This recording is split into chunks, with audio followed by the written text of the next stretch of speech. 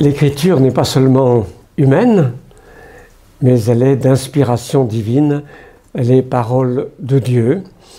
Et nous allons essayer de discerner quelques conséquences pour l'interprétation de ce fait tout à fait fondamental. Je lis pour introduire les versets bien connus de la seconde épître à Timothée, au chapitre 3, les versets 14 à 17. Et je vais lire d'abord dans la Nouvelle Bible Second, comme j'ai fait pour les autres lectures introductives, mais je reviendrai ensuite en collant au texte original en faisant quelques petits commentaires. Donc d'abord, selon la NBS, de Timothée 3, 14, « Quant à toi, Timothée, demeure en ce que tu as appris, en ce dont tu as acquis la conviction. Tu sais de qui tu l'as appris depuis ta plus tendre enfance. Tu connais les écrits sacrés. Ils peuvent te donner la sagesse en vue du salut par la foi qui est en Jésus-Christ. Toute écriture est inspirée de Dieu et utile pour enseigner, pour réfuter, pour redresser, pour éduquer dans la justice, afin que l'homme de Dieu soit à la hauteur, parfaitement équipé pour toute œuvre bonne. » Puis je reviens au texte sans critiquer pour autant la traduction de la NBS, mais pour faire ressentir certains points. Donc toi, demeure dans les choses que tu as apprises et dont tu as acquis la certitude, dont tu es certain, sachant de qui tu as appris. Alors ce pourrait être de l'apôtre lui-même, hein, de quelques compagnons de son équipe de travail, d'évangélisation, mais ce peut être aussi de sa mère et de sa grand-mère, puisqu'ils sont mentionnés au début de l'épître. Et que depuis la petite enfance, tu connais les écrits sacrés. Ce n'est pas l'expression courante pour écriture sainte. C'est les écrits, les lettres, et c'est le mot pour le sacré, hiéra, qu'on retrouve dans hiérarchie, par exemple en français. C'est une nuance sans doute de sacré plus objectif, que la sainteté, ce n'est pas la note éthique qui prédomine avec l'usage de ce terme, qui ont la puissance de te rendre sage pour le salut par la foi qui est dans le Christ Jésus. Toute écriture, alors, étant théopneustique, est aussi utile, etc. Il y a un problème de délimitation exactement que nous marquons par la ponctuation, mais les manuscrits anciens n'avaient pas de ponctuation, de délimitation des éléments de la phrase les uns par rapport aux autres. Et j'ai été convaincu par un article de Heinrich von Siebenthal, un évangélique allemand, et qui cite dans le même sens Origène, que la meilleure façon de rendre compte de ce début de phrase, c'est de comprendre que théopneustique, inspiré de Dieu, soufflé par Dieu, est une incise qui indique le fondement de l'affirmation qui suit sur l'utilité. Ce n'est pas toute écriture inspirée est utile, ni non plus toute écriture est inspirée et utile, mais toute écriture étant inspirée, Origène le paraphrase exactement comme ça, est utile. Et l'utilité est un fruit de cette théopneustie qui est affirmée d'abord au début de la phrase. Je pense que c'est la meilleure interprétation de la grammaire de cette phrase. Suivent alors 4 termes pour l'enseignement, pour la répréhension, pour la correction, pour l'éducation qui est dans la justice. Alors on a remarqué qu'il y a une structure chiastique pour ces 4, le positif et le négatif, le dogmatique et l'éthique. Peut-être précisons un peu plus que selon la sûreté et l'évidence, la nuance éthique ou dogmatique des termes, mais quand même, ça joue assez bien avec cette disposition des 4 expressions, afin que l'homme de Dieu, ou anthropos, soit alors prêt, exercé en vue de toute œuvre bonne. Mais le premier des termes, artios, qui est traduit dans la NBS de manière tout à fait libre, soit à la hauteur. Je trouve qu'il est très intéressant parce qu'il peut suggérer l'idée d'équilibre. Une idée qui, je pense, est précieuse, mais qui n'est pas si souvent exprimée dans l'écriture. Le mot artios est employé pour Philon d'Alexandrie pour le nombre pair, du fait de son équilibre. Le nombre impair bascule en quelque sorte, et le nombre pair est dit artios par lui. Donc nous sommes, me semble-t-il, près de la notion d'équilibre. Que rien ne manque, qu'il n'y ait pas de lacunes très très graves qui fassent trop pencher la personnalité et le ministère qu'elle exerce d'un côté et non de l'autre. C'est parce que l'on peut tirer de ce texte au moins cette pensée que je crois, je peux la proposer comme introduction à notre sujet de l'instant. Quelles conséquences de l'inspiration plénière des Écritures saintes par Dieu lui-même pour l'interprétation? Alors il me semble qu'il y en a 3 principales qu'on peut mettre en relief. La première a référence doublement à la normativité ou autorité si on veut, et à la fiabilité, la vérité de l'écriture. Les deux me semblent aller très étroitement ensemble, car à la notion d'autorité, à la notion de vérité, s'attache, je pense, aussi celle d'autorité. Le vrai, c'est ce qui vaut, ce que chacun devrait reconnaître et professer. Donc il y a un élément d'obligation qui s'y attache.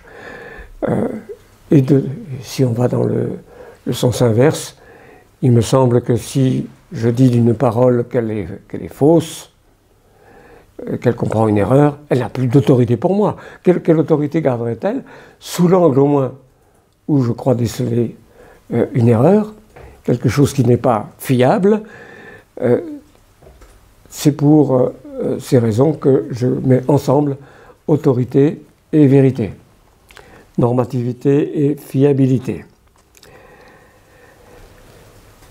C'est une affirmation très massive dans l'Écriture que la parole de Dieu possède ces caractères, en gros et en détail.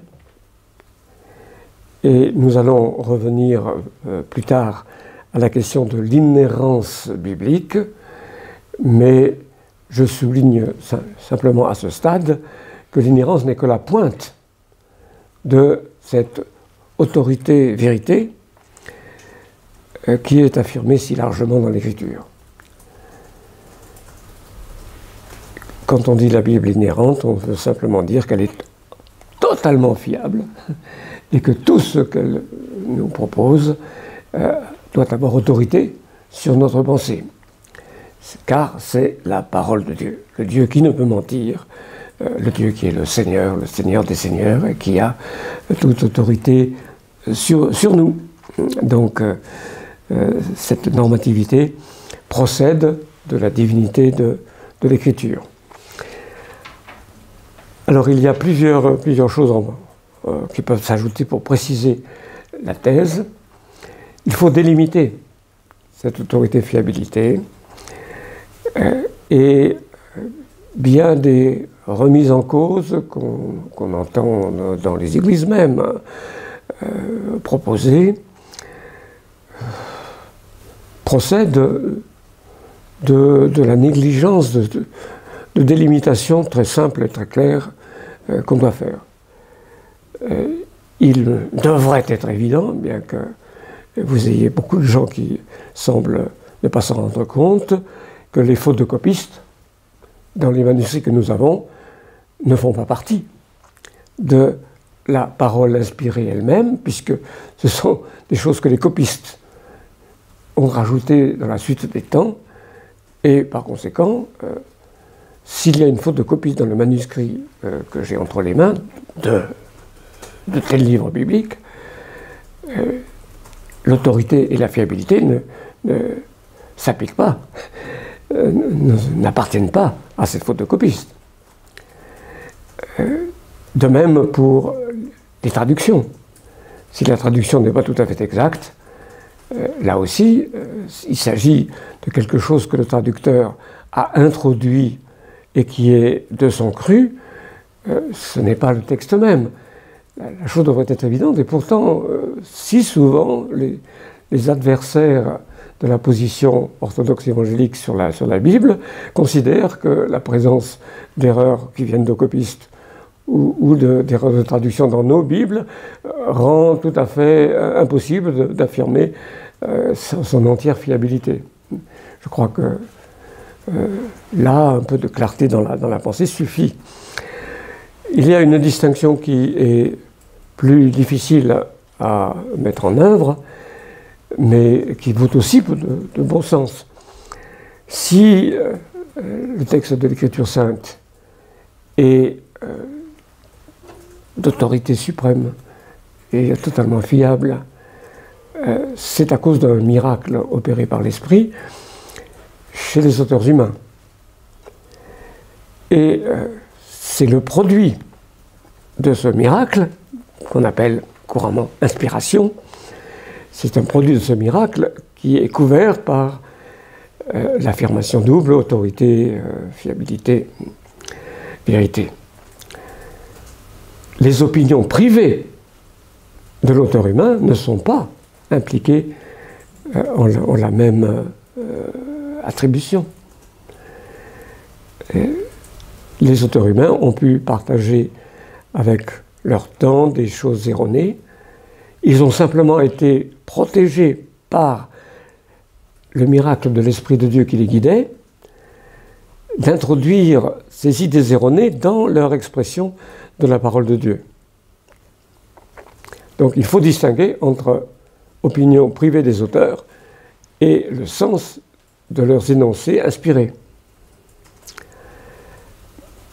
Je concède que la distinction n'est pas toujours si facile à faire, qu'on peut deviner à leur façon de dire des opinions qu'ils ont, mais qui ne sont pas formellement exprimées dans ce qu'ils ont dit.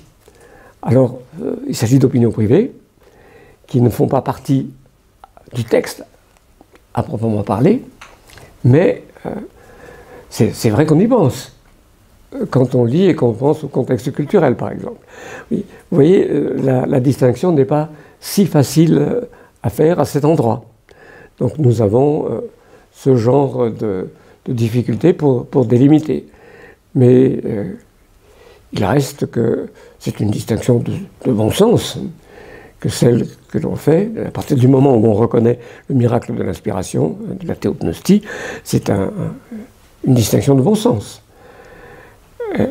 Une autre distinction assez difficile à mettre en œuvre, c'est celle du premier auteur et d'éventuels éditeurs modifiant plus ou moins le texte pour le mettre à jour du point de vue de l'expression, par exemple. Je crois que nous ne pouvons pas exclure que de telles éditions aient eu lieu, pour le Pentateuque par exemple, qui est ici ou là une incise sur le nom de la vie à l'époque était Luz, et puis voilà, nous avons donc cette mention-là qui montre qu'il y a dans notre texte des choses qui peuvent avoir été rajoutées. Alors, sont-elles couvertes par l'inspiration ou non? On peut en débattre. Il me semble qu'on peut dire très, très sûrement que certains livres ont été réalisés sur le mode du processus, à travers plusieurs générations. Ça semble être clairement le cas du livre des Proverbes, où nous avons plusieurs intervenants qui sont mentionnés. Je pense qu'on peut dire aussi que l'hypothèse qui est presque universelle parmi les tenants de l'approche historico-critique, à savoir que la plupart des livres, en particulier les livres des prophètes, ont été le produit de réécriture et réécriture de génération après génération à partir d'un premier prophète dont il ne reste peut-être plus qu'un noyau, quelques versets, que cette hypothèse est totalement dépourvue de fondation. Ça, c'est un argument de Kitchen, mais d'autres. Hein. Il y a Yigael Kaufmann, le savant juif par exemple, qui l'a fait valoir aussi. Les habitudes littéraires en matière de textes sacrés du Moyen-Orient ancien n'attestent rien de ce genre. Un texte, dans la mesure où il est reconnu comme un texte religieux d'autorité, et devient intangible. Et c'est ce qu'affirme d'ailleurs Flavius Joseph au 1er siècle de notre ère pour le judaïsme. Il le dit très explicitement dans sa lettre à Appion, ou plus exactement le Contre Appion, le traité de réfutation des thèses d'Appion. Il le dit expressément. Donc, l'hypothèse selon laquelle le livre d'Ésaïe est le produit du travail d'une multitude d'Isaïens est, je crois, tout à fait sujette à caution. Il n'y a absolument aucune contrainte du côté des faits réunis qui y conduisent. Donc, moi, je ne suis pas prêt à aller dans ce sens. Dans le cas d'une rédaction par mode de processus, évidemment, la question se pose du moment de l'inspiration. Est-ce que c'est seulement le premier auteur? Est-ce que c'est le premier auteur et tous ceux qui ont ensuite fait fructifier son héritage, ont rajouté des textes? C'est un point qui peut être débattu. Donc l'autorité et fiabilité de l'écriture, elle vaut sans réserve, mais les limites que le bon sens reconnaît à partir du sens biblique de l'inspiration rendent parfois la délimitation difficile. Et ces limites étant trop peu évidentes dans certains cas. Voilà la première grande ligne pour l'interprétation de conséquences à partir de l'affirmation de la divinité d'origine de l'écriture. La deuxième conséquence concerne la distillation en sagesse sotériologique du texte de l'écriture. Elles ont le pouvoir de te rendre sage à salut. C'est de cette façon que l'apôtre caractérise en premier lieu l'effet de l'écriture avant de revenir dans les versets de la fin que nous avons lus à la formation de l'homme de Dieu. Cela veut dire que dans l'interprétation, nous avons à tenir compte de l'intention principale, des structurations du message qui composent une sagesse.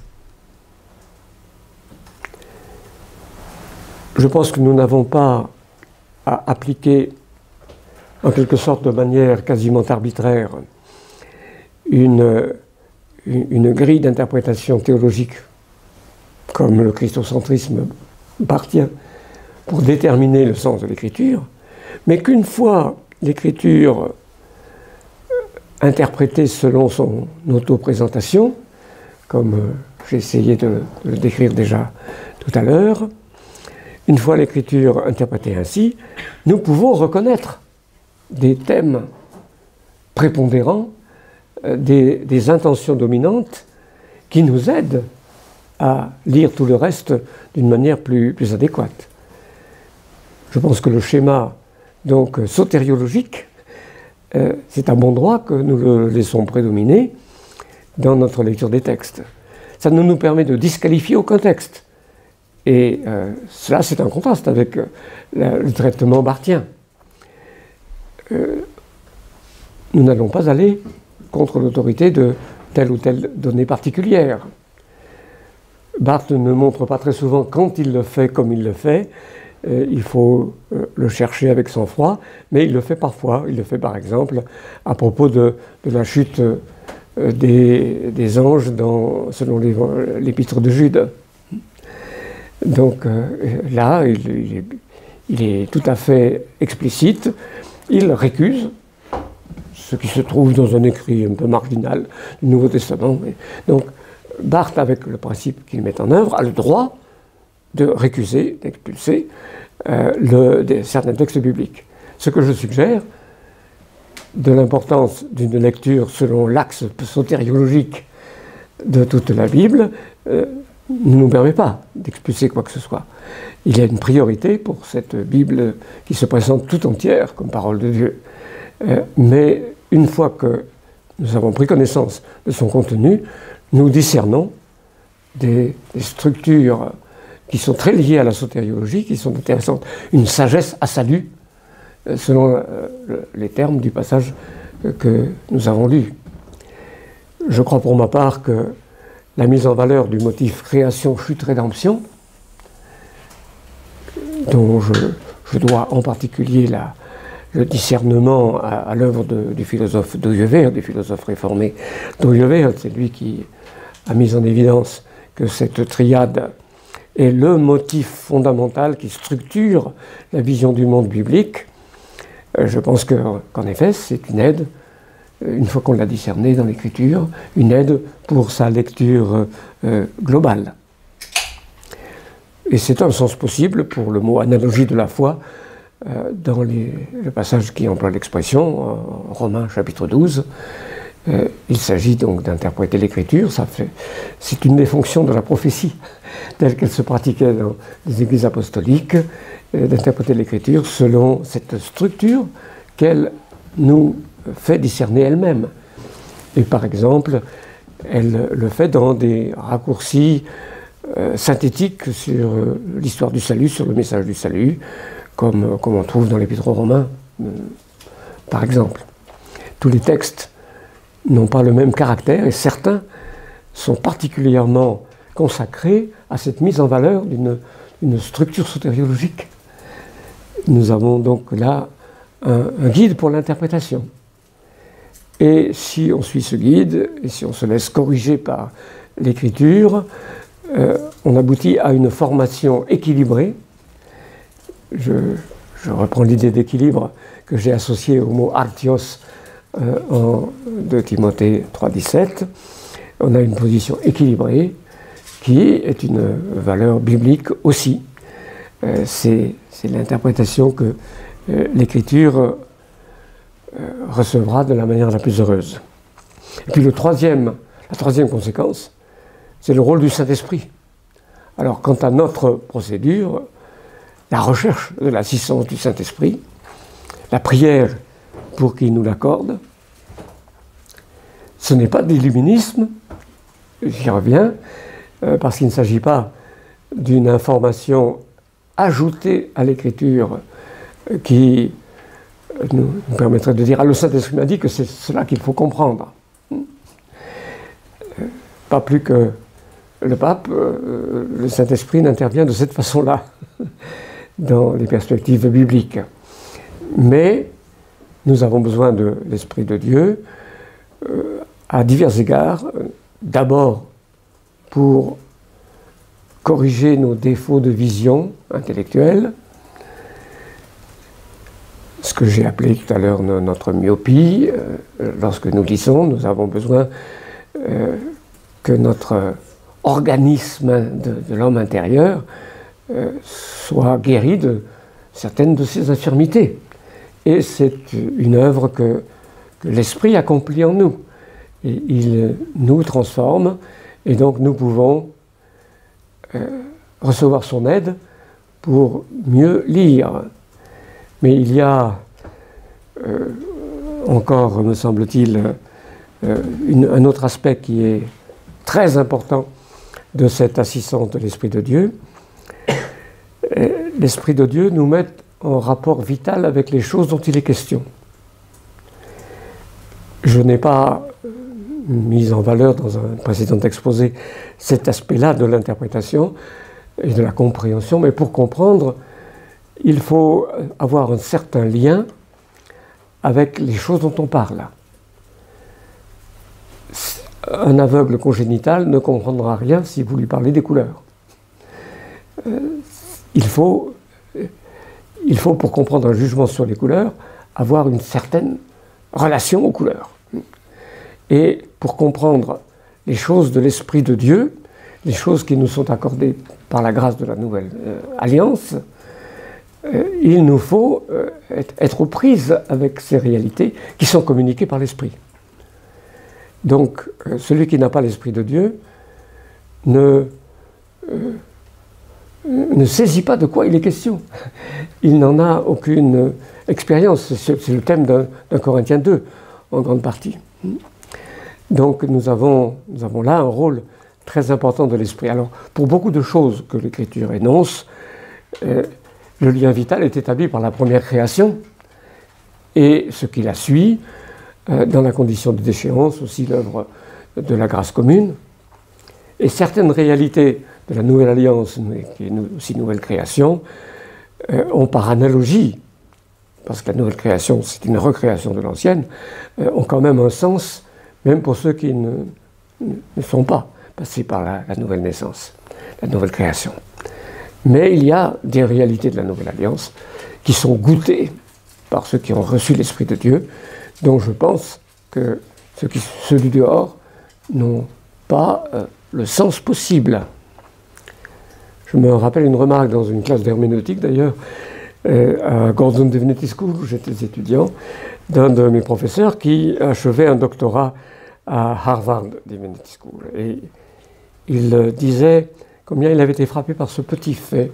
Dans les séminaires, il y avait parmi les étudiants les intelligences les plus brillantes du christianisme des États-Unis. Et certains de ces étudiants, tellement brillants, ne réussissaient pas à comprendre. Des libéraux n'étaient pas passés par l'expérience d'une véritable conversion. Des choses, disait ce professeur, des choses qui sont très faciles à comprendre pour les plus humbles des membres d'une église évangélique. Ces surdoués-là ne saisissaient pas, parce qu'ils n'avaient pas ce lien vital que permet l'Esprit de Dieu.